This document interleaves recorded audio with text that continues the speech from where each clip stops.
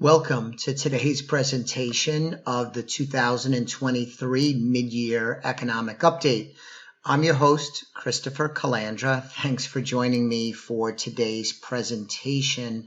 I want to begin with a quote from Dr. Nido Qubein. He is the president of High Point University, and he says, "Success rarely comes to those expecting failure." Thought that would be a good start to today's discussion.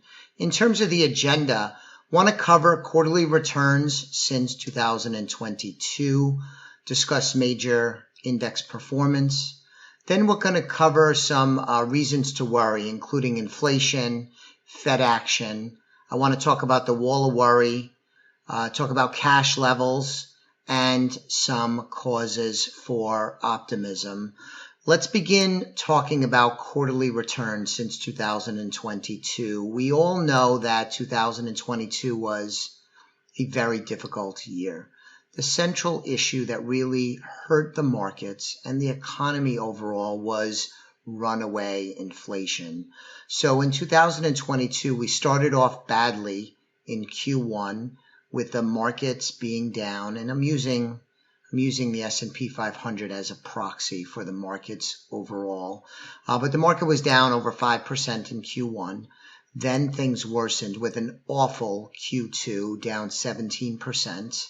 We had a rough Q3, down 4.47%. But then we saw a rebound in the fourth quarter of plus 7.47%. And that turnaround continued into the first quarter and throughout the first half of this year, with the S&P being up 7% in the first quarter and following that up with a really strong second quarter, especially the month of June, which was terrific. The market finished up 8.18% for the second quarter. So what I'm going to share with you, the story, if you will, is that the bear market seems to have ended in early October of 2022, probably with the low being put in on October 12th. Since then, the market has enjoyed a rebound. This coincides, and I have some slides in a bit that'll represent this. This coincides with inflation coming down. The peak seems to have been for inflation in June of 2022, where inflation was over 9%. In the month of September, inflation was still red hot with an inflation rate of over 8%. But since that time, inflation has sort of rolled over. And as it has begun its downward trend, that has coincided with this market rebound that the quarterly returns represent. When we look at the major market indexes, share with you that since the fourth quarter, the NASDAQ is up 30%, the S&P up 25%. Bonds have also enjoyed a rebound, being up 6.67%, and the Dow up almost 20%. When we look at just this year, just calendar year 2023, from January 1st through June 30th, we see much the same. NASDAQ up over 31, S&P up almost 17, bonds enjoying a plus 3% gain, and the Dow being the laggard up 3.8%. But generally, the markets have been faring very well. I want to talk about something that I consider to be worrisome, and then I'll give you the other side of the story, if you will. What caught my attention is this right track, wrong track poll. This has been around a long time. It's a very simple poll, not open to manipulation. It simply asks Americans, do you believe the country is heading in the right direction or the wrong direction? Right track or wrong track? The most recent survey results found that a whopping 74% of Americans believe that the country is on the wrong track. This is really not a good number. You find only 20% of Americans believe the country is heading in the right direction. It definitely gives you a sense, gives me a sense that the country continues to be in a sour mood and not too happy with a lot of what's going on in the country. Now, some of this is political, some of it's cultural, but a big portion of it is also economic. And it seems to me, if we look for reasons to be a little pessimistic, this would be one example that so many Americans seem to believe the country is on the wrong track. So that's my outlook on this.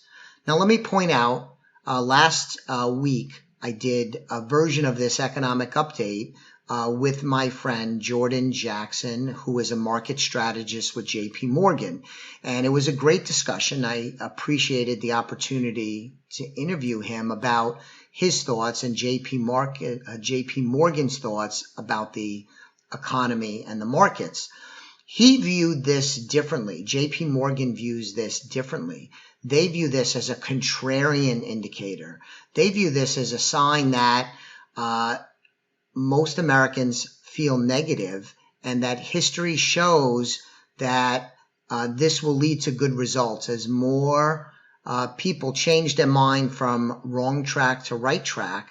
That will usually coincide with the markets doing well.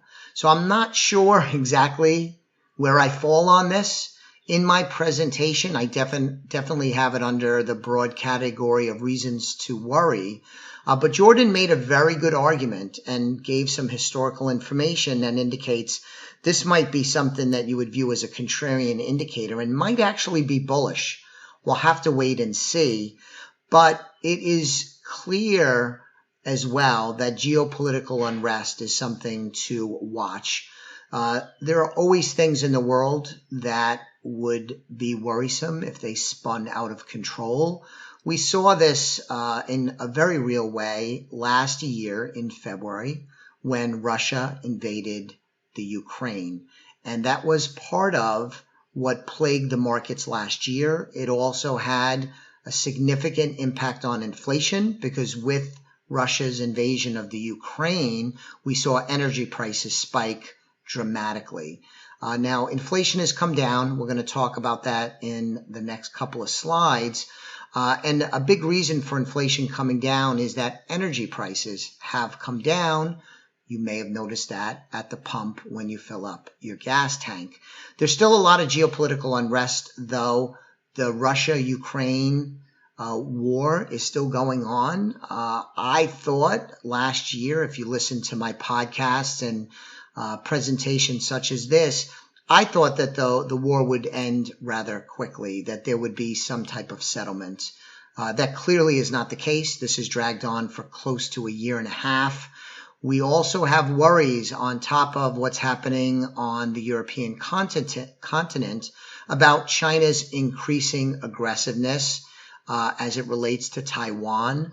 So another reason to worry is what's happening around the world, most notably in Ukraine and with China, especially with China and Taiwan.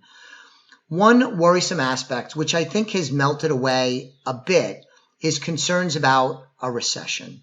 When inflation in 2022 was intensifying and seemingly out of control, it really sparked concerns that we would have a recession, and perhaps a really deep recession, and possibly a recession that lasted a while.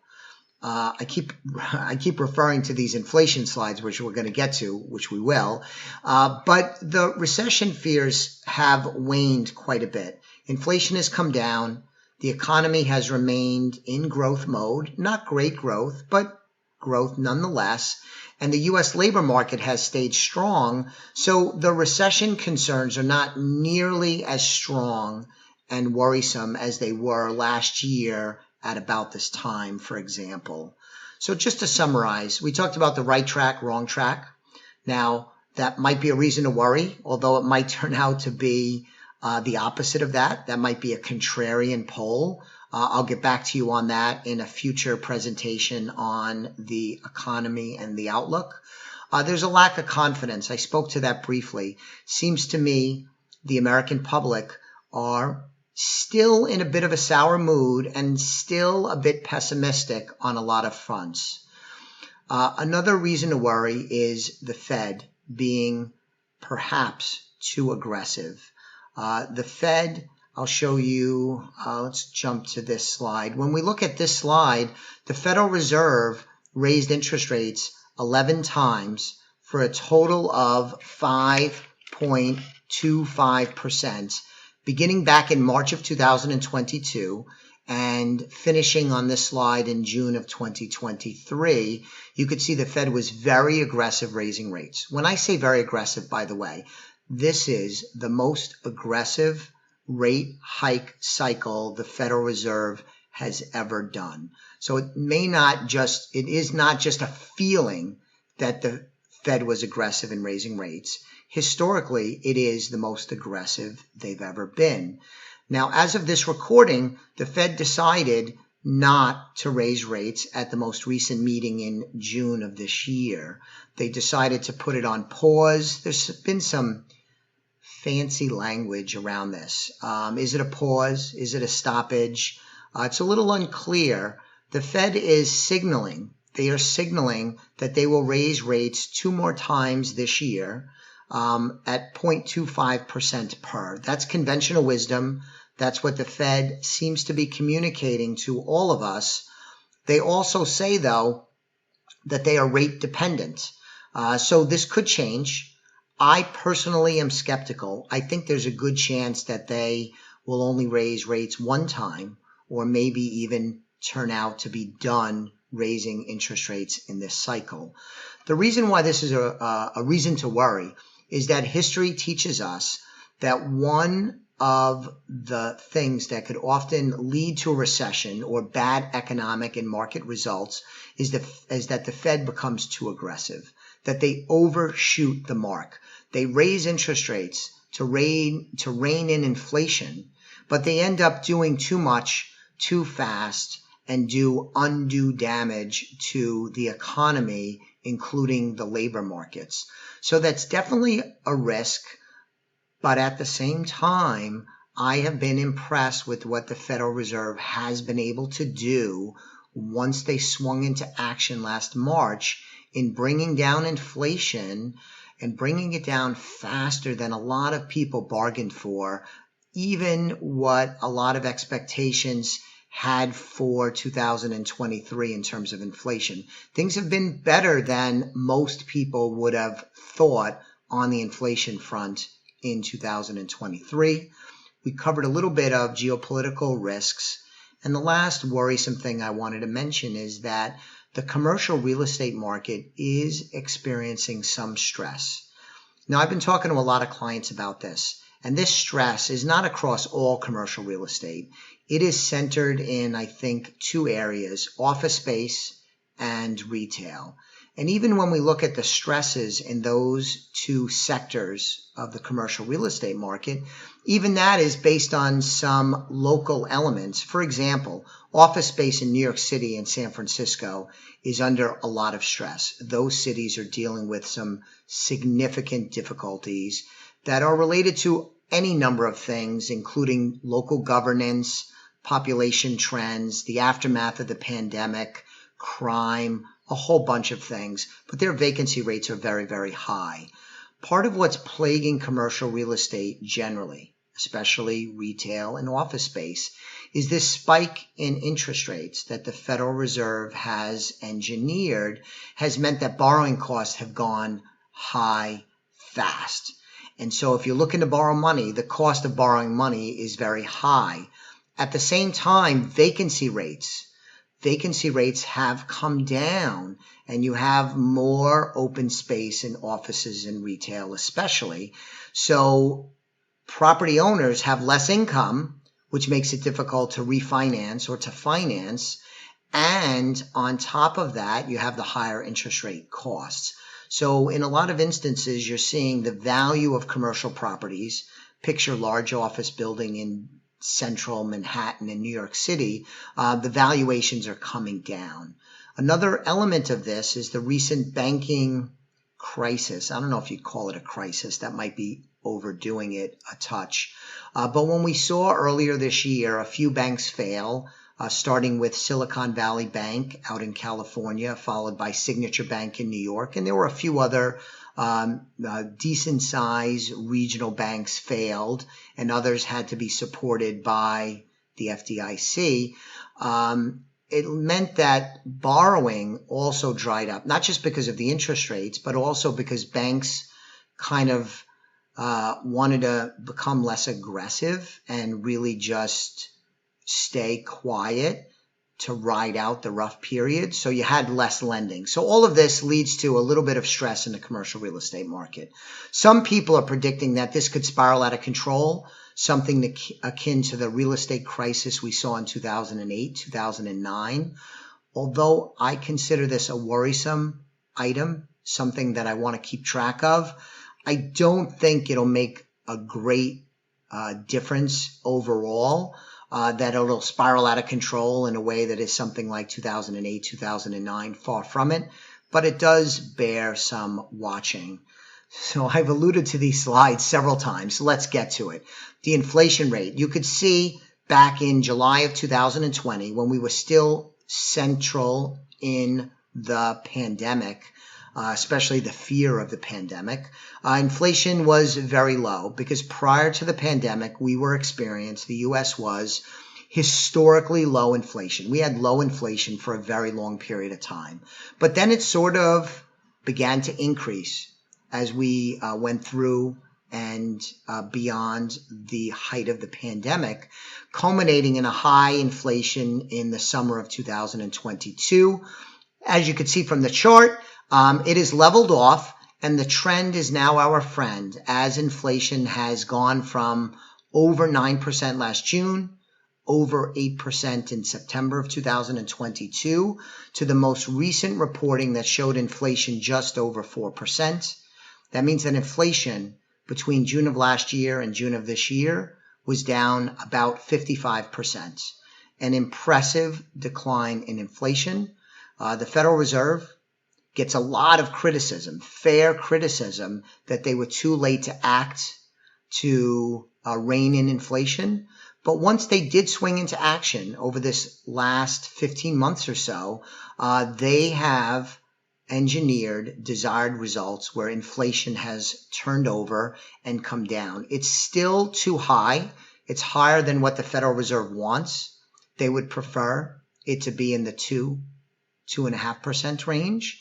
It's at 4+, but they've come a long way in a short period of time, and I find that very encouraging and a key reason for optimism. This here is a monthly graph of inflation, and you could see that we're at 4.05, but you could see monthly, and this shows in a little different view how inflation went from 9.06 to 8.5 to 7s to 6s, that the trend has been pretty reliable over the last year, with it coming down month over month. My expectation is that will continue, and as inflation comes down, that is good for the economy, in my opinion, and is likely to lead to good results for the market, just like it has over the last stretch. I think that can continue.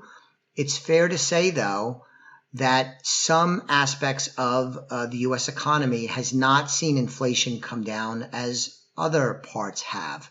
I mentioned a moment ago, energy has been a big contributor in inflation coming down. But stubbornly, food prices are still going up faster than the overall inflation rate, as is shelter costs. Rent is still going up. Places are unaffordable. So it's not like it's all good news, but in general it is, and I think that's important. Another thing that caught my attention that I find to be optimistic, and it ties into this theme that I have been talking about for a year now, the wall of worry. The thing is, cash levels are at an all-time high.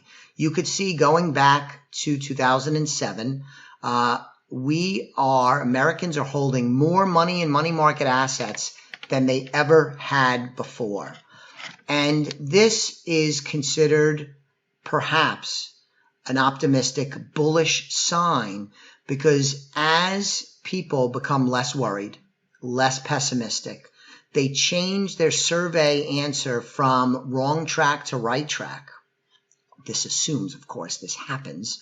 But as it does, Americans might begin to take money from money market assets and move them into risk assets. That means that the stock market would often get its fair share of these monies. And monies moving from the bank, from money markets, into the stock market can often have the end result of helping to drive markets higher. Some of that money will end up in other assets and investment classes, not just the stock market. Real estate would be included in that.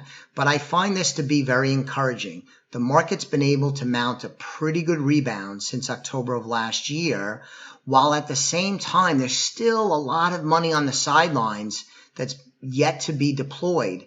As that money, if that money, and I believe there's a good chance based on history that this occurs, comes off the sidelines, gets invested, that could mean good things for the markets and the economy overall. So just to review causes for optimism, I believe the bear market ended in early Q4 of 2022. It's not proven yet. There's still a chance that the market could enter into another downturn and go back to where we were in October of last year. I don't think that's likely. Anything can happen, of course, but my sense has been, and if you listen to my podcast and other presentations such as this, if you're a client and we've had review meetings, I've been pretty consistent since the late summer, early fall, that we are entering into a new bull market. So far, so good. The history of bear market rebounds. Let me jump to this slide. I've shared this before, but it's an important one in my thinking. This shows that when you have bear markets, going back to 1962, over 60 years of history, you can see first off that bear markets do happen with some regularity. They're always upsetting because you see market prices go down dramatically. And the reason why they go down dramatically is there's usually something scary or negative happening. What this chart shows, though, the optimistic part, is that when the market bottoms, when it gets to its low point, and you look at the market using the S&P 500 as a proxy, 1 year after a bear market low is put in, the average rebound is 44%. 3 years after the bottom is put in, the average return is 16.5%, still well above what the long-term return of the stock market is expected to be. So that's encouraging. If, in fact, we did bottom in October, it gives a hint that maybe if history holds true to pattern, that we're on track for a good period where the markets do well and reach new highs. Of course, none of this is guaranteed. This time might be different. And you can make the case that it's different this time because of any number of things, including the pandemic, the economic shutdowns, our political environment. But this slide gives me a lot of optimism for where we're going. I already mentioned talking about inflation quite a bit already, but key takeaway is inflation's down 55% from June of 22 to June of 23. Not many people saw that happening, so it's been a better than expected storyline. And I believe inflation will continue to come down over the next stretch. It may take a little while to get it down to that 2.5% level. But as long as we're making consistent progress, I think the market will absorb that news very well. We have a very strong job market in the U.S. There's a tremendous number of job openings. If you want to get a job today and you have any skills whatsoever, maybe even if you don't have any skills, you're likely to be able to get a job. And pay is on average going up.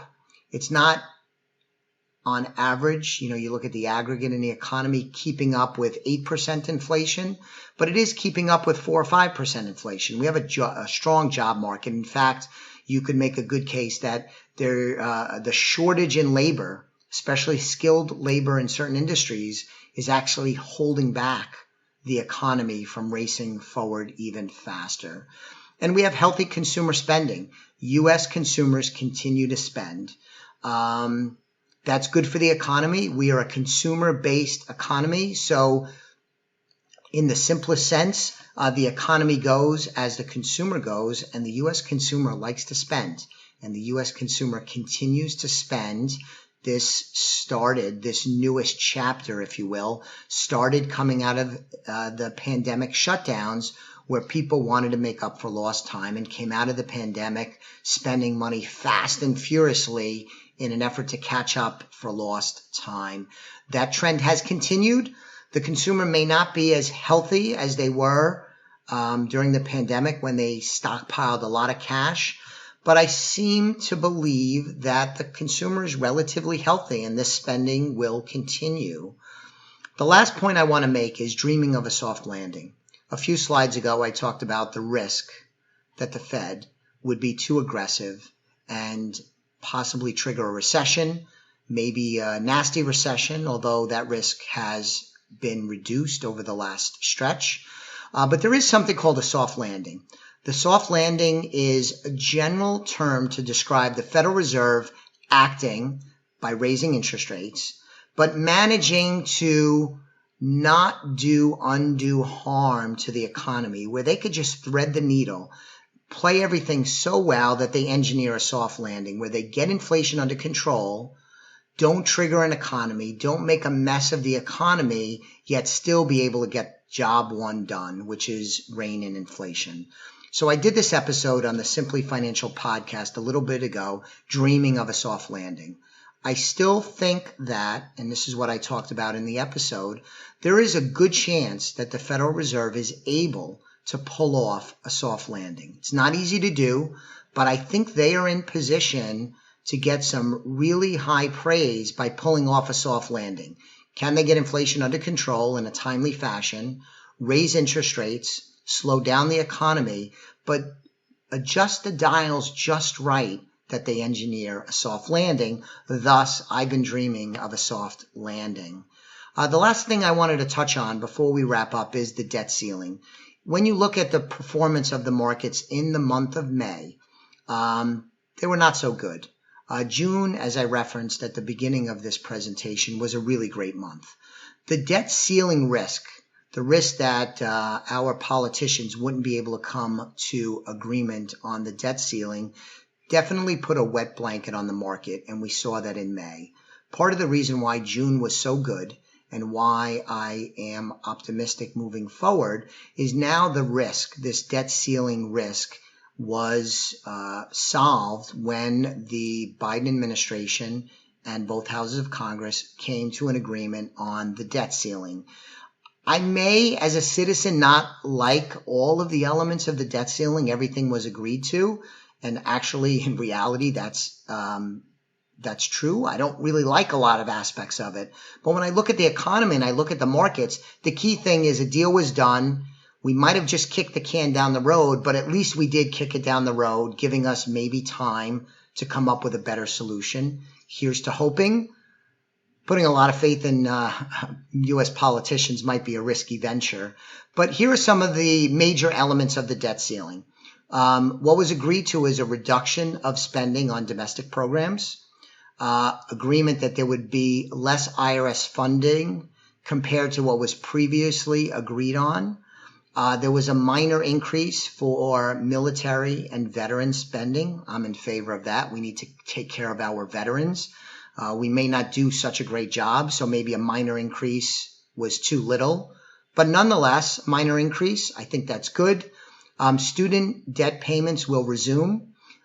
This agreement took place before the Supreme Court came down with their ruling that squashed the Biden administration's plans to forgive student loans. So student debt payments will begin this fall. A lot of people are viewing this as a significant negative event. I think it'll be a negative event for some households, but generally, I don't think it will be much to do about anything. But student debt payments will resume for the first time since the pandemic. Clawback. There will be clawback of excess COVID-19 funding. The government put a lot of money in play to help states and locales fund through the pandemic. Some of that money has not been spent, and the federal government is going to try and get that money back, given that the pandemic emergency seems to be in the rearview mirror. And lastly, the debt ceiling agreement called for large energy and infrastructure projects. These are always pet projects that the federal government feels good about doing, so that was included in the agreement. There's a quick down and dirty summary on the debt ceiling agreement. So let me, as we wrap up, this is a common slide I have in these presentations if you're a regular to these economic updates. Here's, if you're a client of ours, what you could expect. We are regularly, I can't even say that word, reviewing changes that may affect you. This is in relation to the markets, the economy, taxes, legal estate planning issues. We're going to review those and keep you up to date on items that can impact your planning. And we're going to communicate to you regularly through the podcast, through presentations such as this, through our monthly mailing. You could call us, you could email us, you could go to the website and sign up for a consultation, either if you're a client or would like to discuss having us work with you. Along those lines, if you know of anybody that would benefit from speaking with us, they're looking for a fresh perspective or a second opinion, please let us know. And lastly, your health and well-being is our highest priority. The team and I, we really appreciate the opportunity to help you with your financial needs. We are always planning for your success.